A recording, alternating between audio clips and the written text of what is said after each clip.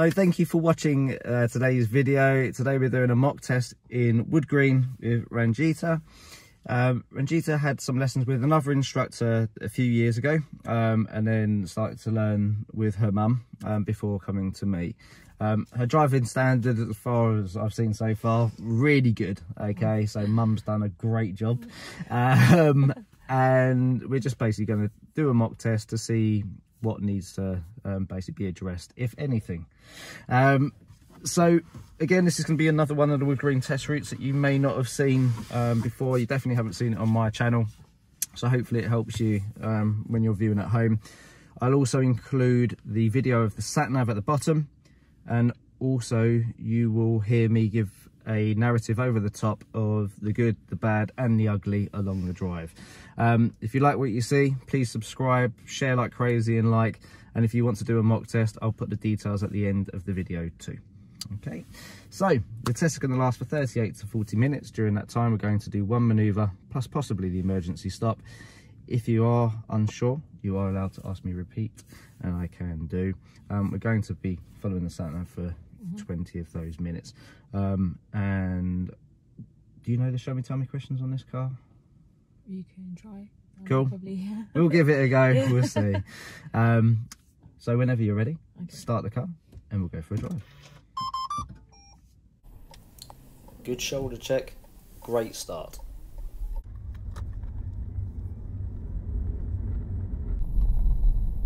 Okay, we're going to turn right here, so we're just going to go off the sat nav initially, and that's just so we get onto the same route as you would be if you were on the actual test. Obviously we don't normally start on this road.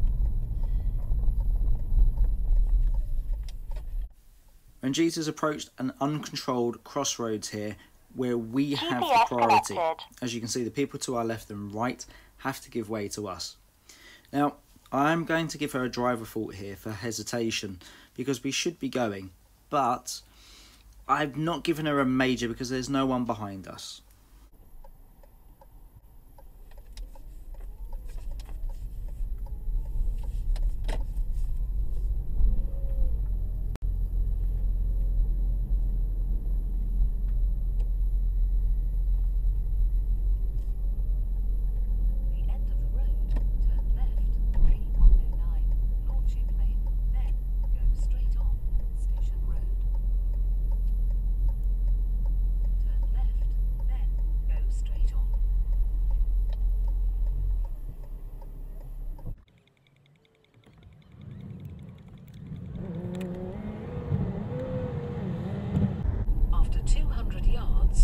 Straight on Station Road.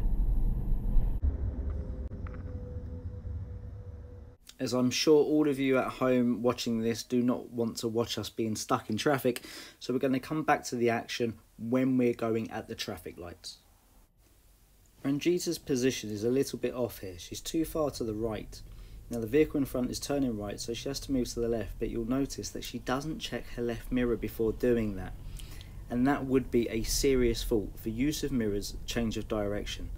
It is really important that you cover your back. There could very easily be another car, motorcyclist or cyclist on that left hand side that we must be aware of. She also picks up a couple more faults here. One for speeding. You'll see that I keep checking her shoulder, and that's a good prompt that you're probably going too fast. And the second one is for signals timed.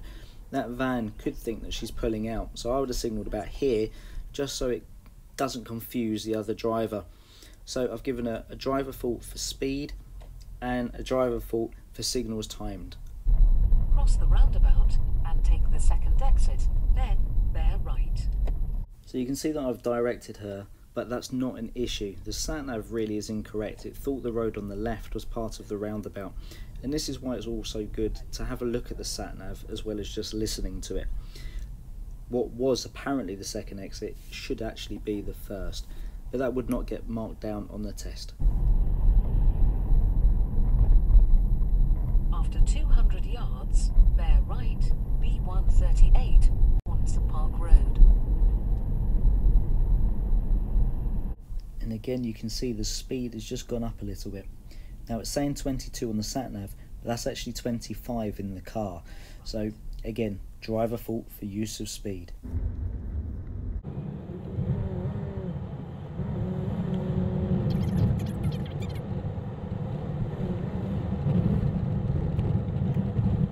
Ranjeeta picks up a driver fault here for positioning on normal drive because she got very close to that curb.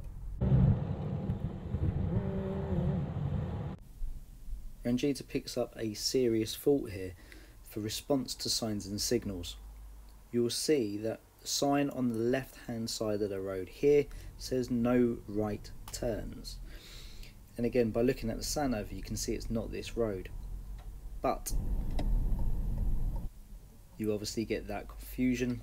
I've had to redirect her, and therefore that would be a serious fault.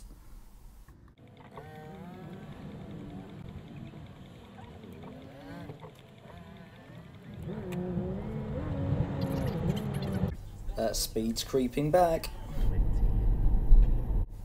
So again, driver fault for use of speed. I'd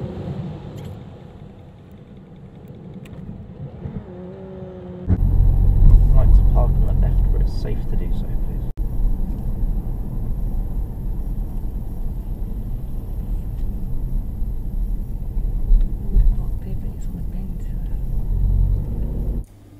So she's just said about not being able to park here because of it being a bend, and that is correct to a certain extent, but remember, if it's got designated parking spaces, it is okay to park there.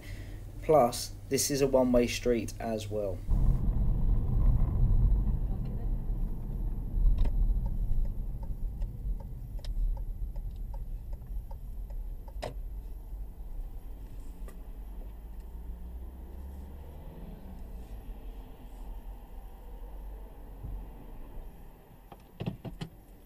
Binky, drive woman, safe to do so, please.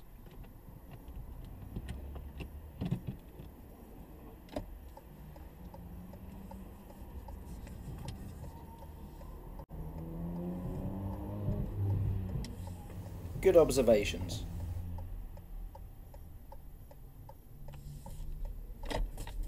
And great speed of steer there. Well done.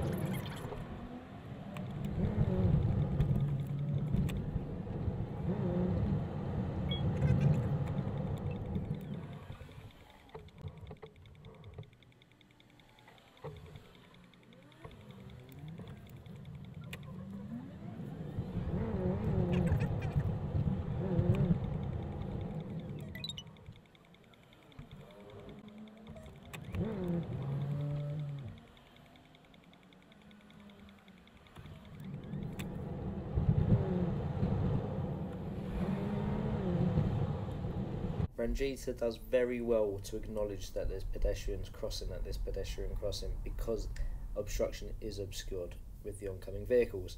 So well done.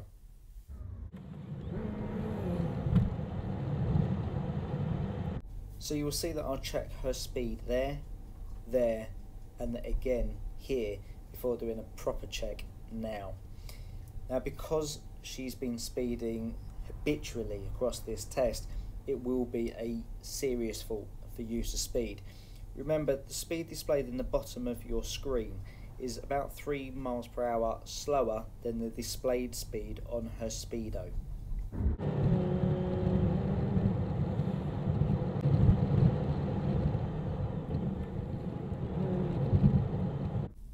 Now there's going to be a grouping of cars, and there'll be a Mercedes that's facing us, a silver car. Now it's sticking out further than the silver car before it, so we should really stop here. But as we squeeze through, the wing mirror literally goes over the top of their wing mirror, and considering their wing mirror was folded in, you can really appreciate how close that was. So that is a serious fault for adequate clearances.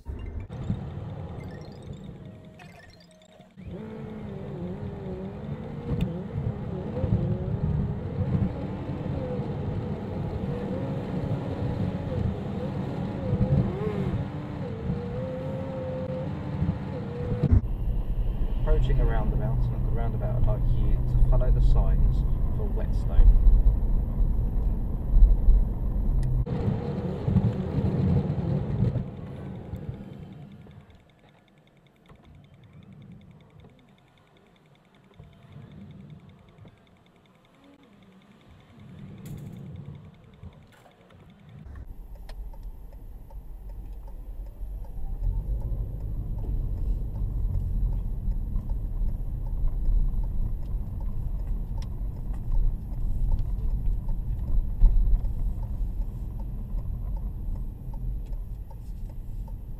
Have missed the exit. Have I? Don't worry, we'll just continue to go around. Okay. And it's important to remember that that is not a driver fault. She is going the wrong direction, but indicating correctly for that.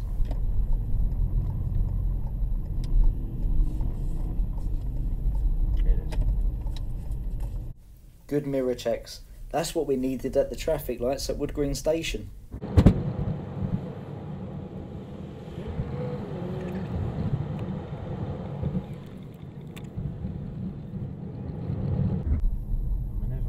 To do so, I'd like you to demist the rear windscreen for me, please. Sorry. Good, thank you. That's all right.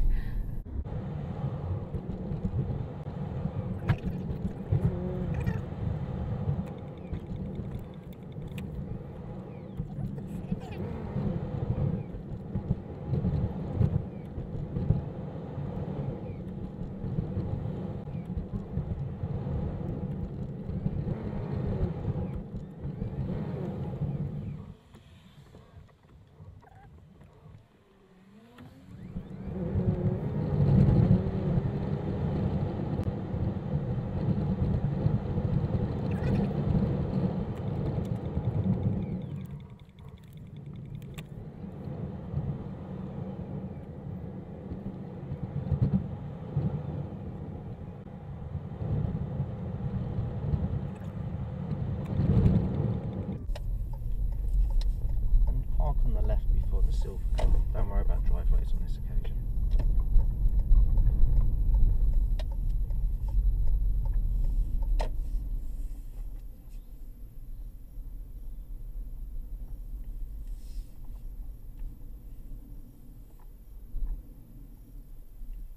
Thank you.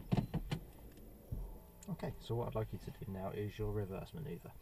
I'd like you to pull up alongside the vehicle that's in front and then reverse into the space this side of that vehicle, going back no more than 2 car lengths and being close to the curb. There isn't anybody here, so I don't need to indicate. Or I guess I should actually, because oncoming cars. Yeah, I can't say this.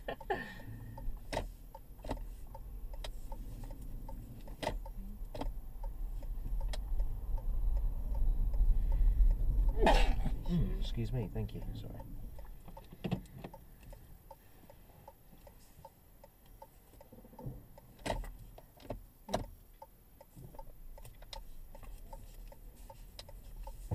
Just to take note that that was the last time she hit her right shoulder throughout the manoeuvre. So she does pick up an observation fault. It's really important that you check your shoulders, the blind spots, every like 4 or 5 seconds, just so you know what's going on, looking for pedestrians and other vehicles. Now, she's focusing a lot on the left mirror, which is not an issue at all. But at this point, she goes onto the curb. Now, I would suggest to lower the mirror if you're unsure and just double check. Remember, you are allowed to move forward and adjust. It's not a problem at all. Unfortunately, because she's finished on the pavement, this would be a serious fault for control.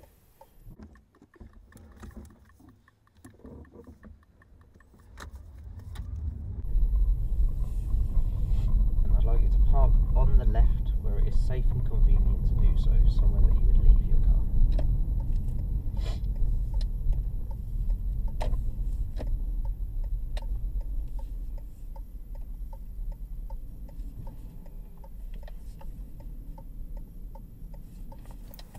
Because Ranjeeta's doing too much with her steering, she ends up too far from the curb, picks up a driver fault for position on the normal stops. Stop for me now. Okay, so I'd like you to just follow the road round to the right then I'm going to look over my right shoulder. Please do not take this as a signal. I'm going to put my hand out and say stop. I'd like to stop the car as quickly and safely as possible.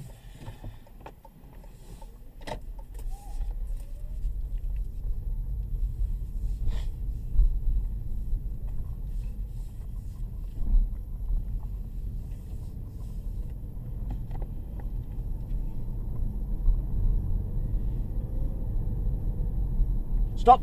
She reacts and brakes really well, but as you can see, she looks down and takes her hand off the steering wheel before the car is stopped, so it's an automatic serious fault. It's really important that you keep your head up, don't check your mirrors, don't look down, and you must keep both your hands on the steering wheel until the car is motionless.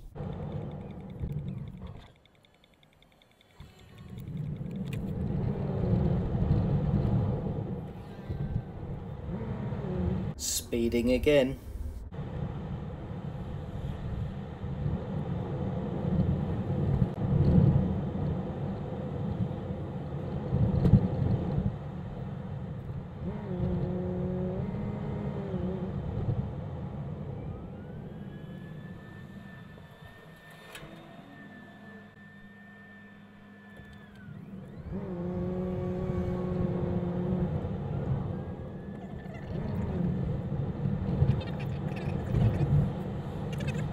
And again.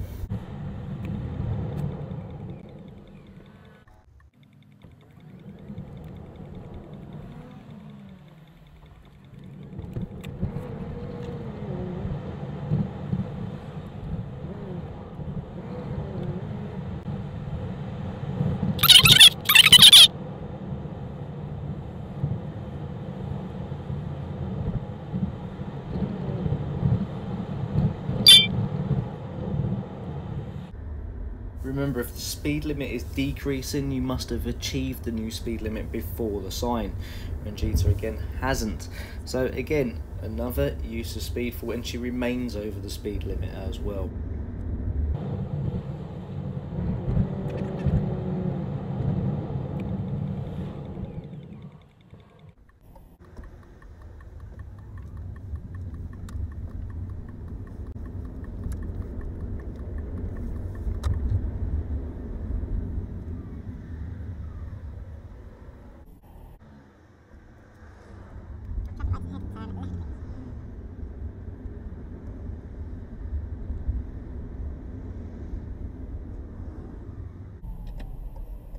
So Ranjeeta's checked her mirrors before doing the indicator, and we all know that's correct, that's what you should always do. But what we need to take into consideration is that that mirror check was done quite a while ago. And we need to take into consideration that we've got the cycle lane on our left hand side. So when we do go to pull away here, to make the left turn, we must double check that left hand side. We need to make sure that there's no cyclists or motorcyclists coming up on our left hand side. It's a safety critical thing, and it will get marked down as a driver fault at the least, but more than likely a serious fault for use of mirrors, change of direction. So as you'll see, the traffic light will now change, and then as she pulls away, there is no secondary checks.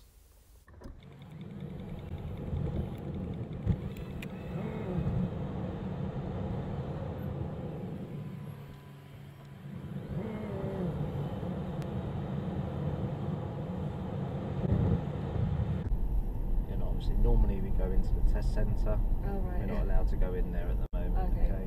So we're just going to follow the road ahead. But from here on, the test has ended. Okay. So how do you feel that went? Do you know, I didn't think it was that bad, to be honest with you. I think when you tell me to do a move, I kind of feel like I need to do it, but I think I should just take my time. But other than that, I don't think it was bad, actually. Okay, cool. How many minors, how many majors, if any? I definitely, I don't know if you get marked down for the speed, but yeah, loads of those. Okay, cool. Do you think you'd get marked down for speed? Yeah. Definitely. Okay. 100%. Okay. Serial offender. Really? Oh yeah, a lot. Oh God. Yeah. Did you notice me doing this? Yes, I did. That's a good hint that you're going too fast. But sometimes you think it's a big street, and then they just put the markings in, and you think, oh God. Anyway, You've got to look for those signs. Yeah, it's roads I've never been down before, so. But that's the thing. Once you pass the test, you're going to drive down roads you've never seen. So what the examiner is looking for is that you're seeing those signs. Exactly. Okay.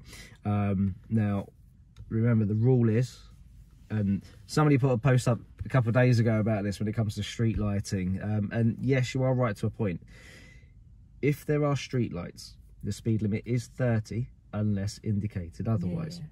So with a 20 zone, as we can see on this road, we've got 20 sign on the left, 20 sign on the right. But then there's no more signs after that. Okay. The speed limit is still 20. Okay. You don't have a 20 sign on every single street light. It would cost the council an absolute fortune if they had to do that. If there are no street lights, then it's national speed limit, unless other signs tell you. Okay. But yeah, so for the person that asked the question the other day, not every single light will have a different speed limit sign, so you won't have 20 on every single street light. It is just random. But yes, on speeding alone, definitely. Okay. How many times did I do that? Well, I can only put in the box 5 driver faults and 2 serious faults. But it would have been more than that. Okay. Rein it in. Be careful. Okay. For at the end of the day, speeding, I know a lot of these roads feel like they should be 30, and to a point, and I am gonna sort of be a bit controversial in what I'm gonna say here. I don't particularly believe that all roads should be 20 across a borough. I think 20 should be used in areas where it's more applicable, so things like school zones, parks, things like that. Because what happens, and especially in London, people speed. Okay, they know that the chances of getting caught is pretty slim, and they'll continue to do 30. And the problem is, when they then go into a school zone, they don't know that they've now entered a school zone, because it's still exactly the same as it was before. And that's the problem that you're having. You're going that little bit over the speed limit. But then if you went into a school zone, you wouldn't know you're in a school zone. Now you're being potentially dangerous. Okay. I'm going to put a link in at the description underneath of a really good video which shows the impact of even 3 miles an hour's worth of difference of speed. It's an Australian video, so when you hear them talk about 60 kilometers per hour or 65 kilometers per hour, that's 37 miles per hour and 40 miles per hour. Okay. But you will see the difference in the video. Okay, I'm not going to go into it. I want you to watch it because it's really good. All right. So yeah, speeding, definite. Okay. We got 15 driver faults. Okay, and we got 1, 2, 3, 4, 5 serious faults. Oh my God. Okay. So we'll talk about them. Some of them are silly little things rather than anything else. First of all, the emergency stop. Okay, you stopped well. I've never done it before. Okay, cool, fair enough. I do want to say for the video. All right, no, that's fair enough, that's fine. You're not one of my students, that's right. But basically with the emergency stop, you did it really well. You stopped quickly, but you looked down at the gear lever. I thought, do I need to put it in park or drop or whatever? So. You can go into park, it's not really a necessity. But the problem is you're now looking down and you're taking your hand off the steering wheel, so you've got no idea what's going on in front of you, and you've only got one hand controlling the car that could skid. Keep both hands on the steering wheel, just look up, wait until the car stops, then if you want to go into park, then go into park. Personally, I don't actually advise it. I would just say do an observation and then go. That was the other thing that you got a driver fault for. You didn't check the right shoulder before you pulled away. Okay, you did all the rest of the observations. It was just that right shoulder. And observations in general were actually really good. On the manoeuvre, you went on the pavement. Yeah. So remember, flip that mirror down. Have a look. Okay. It's a car that you're not particularly used to, so that will definitely help. But yeah. Make sure that you're not on the pavement. The clearance to obstructions, that was when you were going past a parked car coming towards you. Personally, I would have just stopped. You tried to squeeze through and Whew, that was close. Yeah, I was ready to flinch. Your mirror actually went over the top of their wing mirror. Okay, you were that close. Bodywork to bodywork was like this. Yeah. Okay, so yeah, don't risk getting that tight. Okay, just stop. And then response to signs and signals, traffic signs. So along the independent drive, there was a part where the sat nav had told you to turn right. Yeah. And then you said, "What, here?" No. And I said, "No." Yeah. I thought there was an opening there, but then obviously when I looked at the thing, it was still quite a bit way to go. But Yeah. there were signs before that turn that said no right turns. Oh. And obviously you didn't see that. That's why you attempted to go into that road. Okay, so again, it's seeing those signs. Yeah. Okay, with regards to the sat nav, definitely I would say we need to work on that. You need to have just little looks. Okay, there was a couple of times where the sat nav was going in 350 yards, turn right, and you're going mirror, mirror, right signal, and then you're going, oh, actually that's a long way. Yeah. So keep an eye on that. There was one occasion where you were turning left at a roundabout. Again, we were speeding. Like you make me sound like speeding, yeah. But it's really important that you take that into account. That's the way you say it. I'm speeding. It's like I'm already like doing granny turns, you know. Anyway, yeah. I wouldn't say you're excessive. Yeah, I know. Over the speed limit. Yeah, exactly. You know, so, but on one of the occasions where we were coming up to a roundabout where we needed to turn left, you indicated left before the side street. Ooh. Okay, so you needed to go past that road first before you did the indicator, because there was a van coming out that road as well. So you got to think, they might think I'm going to turn into that road. That could then lead them to coming out in front of you. Use of mirrors, change of direction, 2 minor faults or driver faults. So just not checking your mirrors always when you're moving in and out. Most of the time you were, but there was one occasion in particular, which was when we were turning left at the traffic lights at Woodgreen station. So we've gone mirror, mirror, left signal. Okay, that's when you got too close to the van that was in front of you. Got driver fault for that. Then what happened? Eventually the traffic light's gone green, you've pulled away. Check that left side. Yeah, you could very easily have a cyclist coming up on that left hand side, and in that time period a lot of stuff could have changed, so check that mirror. And then change of mirrors, change of speed, sorry. Check all 3 mirrors when you pull away from traffic lights. Again, look for cyclists, motorcyclists. Progress, undue hesitation, that was right at the beginning of the test, so when we were turning right at the crossroads. Yeah, cars coming from your right hand side, they've got give way lines. Who's got priority? The cars coming from, is that where I was standing just outside? Is that in Southgate? Where was that? No, right at the beginning of the test. So literally we pulled away from the beginning. Oh yeah. And I said, we're going to turn right here, we're going to just go off the sat nav. And there was cars coming from your right hand side, but they had give way lines. Okay. I had priority. Yeah, exactly. Right. It's not a roundabout. You don't give way to your right there. Okay. So that was a driver fault. There was no one behind, so it wasn't that bad. Position normal driving on one of the occasions where I asked you to park. Again, you're using the mirror rather than the windscreen, and your steering is just all over the place. Yeah, you'll see on the video. I don't know what happens to me. Just quarters. Make it easy, you know, but don't look at this. Okay, that's your kryptonite. I tried to look for the pavement. Yeah, and that's why you ended up snaking. Yeah. Okay. So on that occasion, you also got driver fault for being too far from the curb. And then there was one more fault, which I think a lot of you at home will not know. You got a driver fault for precautions. Now, it's a really weird fault, okay? And it's a fault that my wife got when she was learning to drive. I'm sure she won't mind me mentioning this.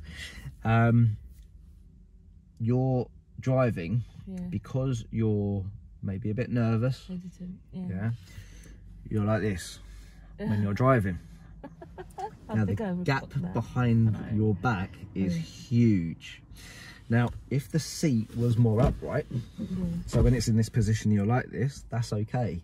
But the problem is the seat's back here and you're over here. So if somebody goes into the back of you, you're going to do some serious damage to your neck. okay? So the seat isn't set up correctly for your posture. Yeah. So either you need to relax, which I would suggest is probably a better option, or you just got to change the position of the back of the seat, okay? I know a lot of people think that is picky beyond belief, okay? Yeah, my wife got a driver fault for it. Even I noticed I was doing that, like, you know, when I was driving, because I don't normally, I am quite relaxed, but I don't know. I was like this. Anyway. That's it. I think it was definitely a nervous situation for you to be in.